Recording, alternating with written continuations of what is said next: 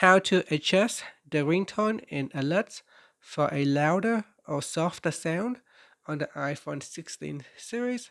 First, let's return back to the home screen by swiping up at the bottom of the screen. And from the home screen, tap on Settings. Now in the Settings page, we scroll down and then tap on Sounds and Haptics. And here, go to the ringtone and alerts section. Then drag on the slider bar to the left to decrease the sound, or drag it to the right to increase the sound.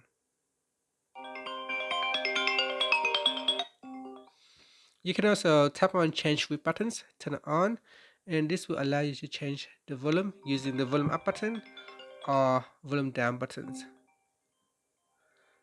Now if you switch this off, you can see here for ringtone and alerts, when I press on it, it does not make the changes.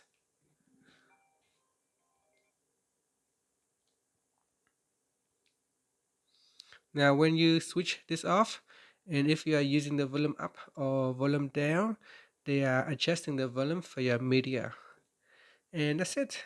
Finally, you can swipe up to return back to the home screen. Thank you for watching this video. Please like and subscribe to my channel for more videos.